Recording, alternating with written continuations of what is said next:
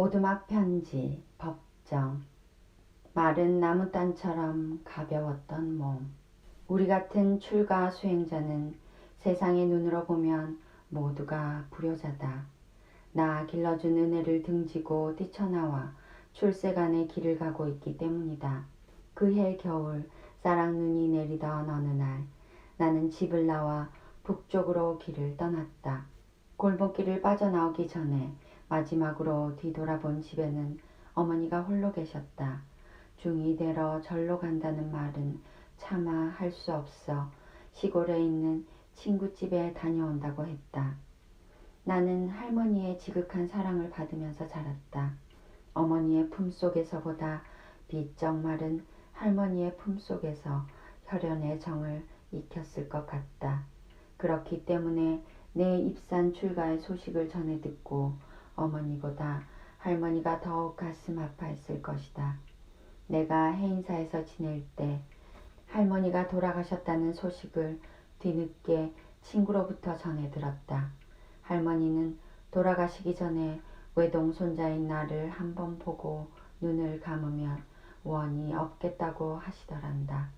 불전에 향을 살라 명복을 빌면서 나는 중이 된 후 처음으로 눈물을 흘렸다. 내가 어린 시절을 구김살 없이 자랄 수 있었던 것은 할머니의 지극한 사랑 덕이다. 내게 문학적인 소양이 있다면 할머니의 800에 위해서 소금 장수를 비롯한 옛날 이야기를 많이 들으면서 자란 덕일 것이다.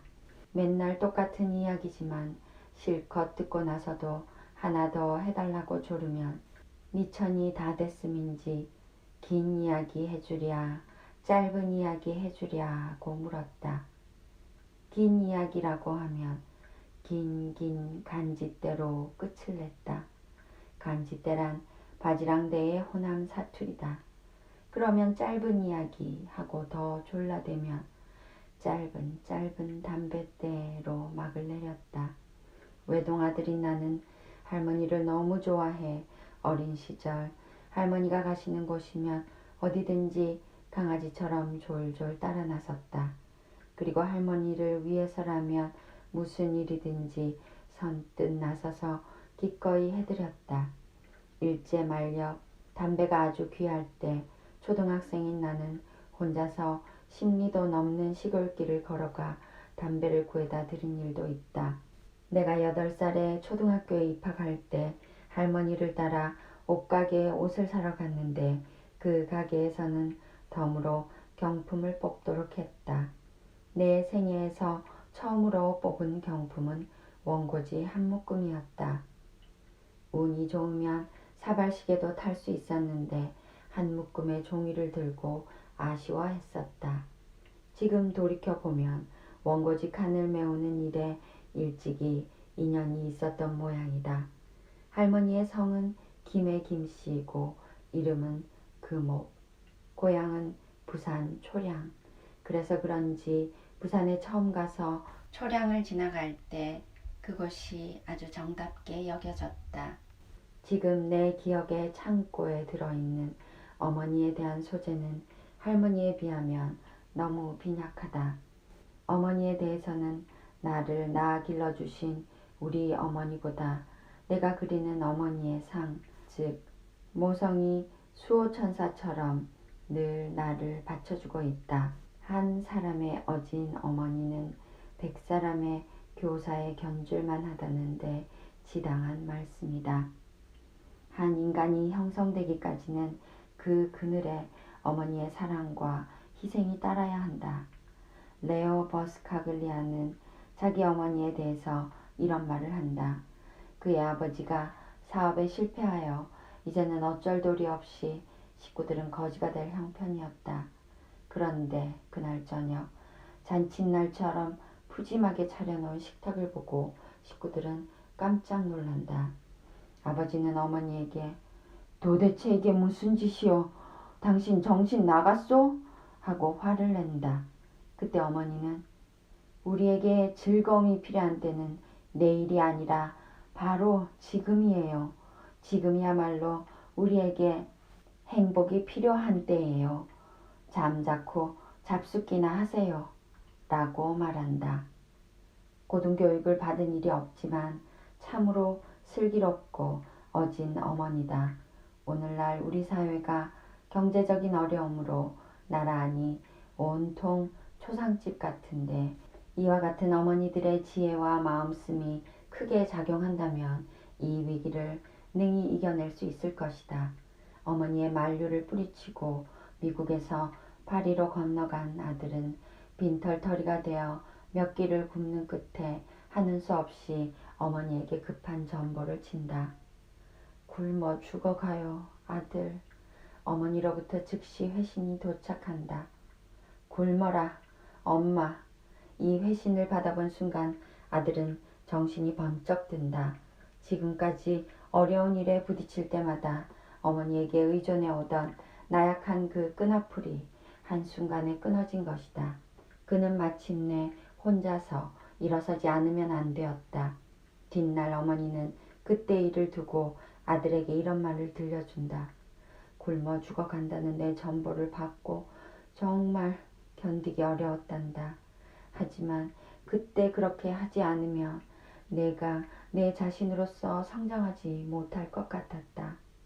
나는 절에 들어와 살면서 2번 어머니를 뵈러 갔었다. 내가 집을 떠나 산으로 들어온 후 어머니는 사촌 동생이 모셨다.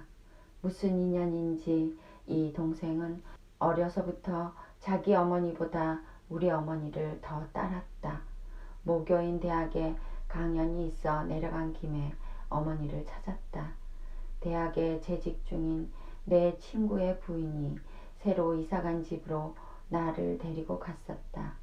불쑥 나타난 아들을 보고 어머니는 무척 반가워하셨다. 점심을 먹고 떠나오는데 골목 밖까지 따라 나오면서 내 손에 꼬깃꼬깃 적은 돈을 쥐어주었다. 제멋대로 자란 아들이지만 용돈을 주고 싶은 모종에서였으리라. 나는 그 돈을 함부로 쓸 수가 없어 오랫동안 간직하다가 절에 불사에 어머니의 이름으로 시주를 했다. 2번째는 어머니가 많이 편찮으시다는 소식을 듣고 서울로 가는 길에 대전에 들러 만나 뵈었다. 동생이 직장을 대전으로 옮겼기 때문이다. 그때는 어머니도 많이 쇠약해 있었다. 나를 보시더니 전에 없이 눈물을 지으셨다. 이때가 이승에서 모자간의 마지막 상봉이었다. 어머니가 아무 예고도 없이 내 거처로 불쑥 찾아오신 것은 단 한 번뿐이었다. 광주에서 사실 때인데 고모네 딸을 앞세우고 직접 불이람까지 올라오신 것이다. 내 손으로 밥을 짓고 국을 끓여 점심상을 차려드렸다. 어머니는 혼자 사는 아들의 음식 솜씨를 대견스럽게 여기셨다. 그리고 그날로 산을 내려가셨는데 마침 비가 내린 뒤라 개울물이 불어 노인이 징검다리를 건너기가 위태로웠다. 나는 바짓가랑이를 걷어올리고 어머니를 등에 업고 개울을 건넜다. 등에 업힌 어머니가 바짝 마른 솔잎단처럼 너무나 가벼워 마음이 몹시 아팠었다. 그 가벼움이 어머니의 실체를 두고두고 생각해 했다. 어느 해 겨울 어머니가 돌아가셨다는 소식을 듣는 순간 아, 이제는 내 생명의 뿌리가 꺾였구나 하는 생각이 문득 들었다. 지금이라면 지체 없이 달려갔겠지만 그 시절은 혼자서도 결제를 철저히 지키던 때라.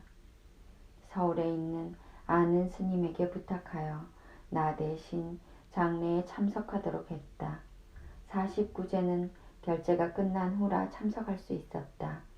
명단에 올려진 사진을 보니 눈물이 주체할 수 없이 흘러내렸다. 나는 친어머니에게는 자식으로서 효형을 못했기 때문에 어머니들이 모이는 집회가 있을 때면 어머니를 대하는 심정으로 그 모임에 나간다.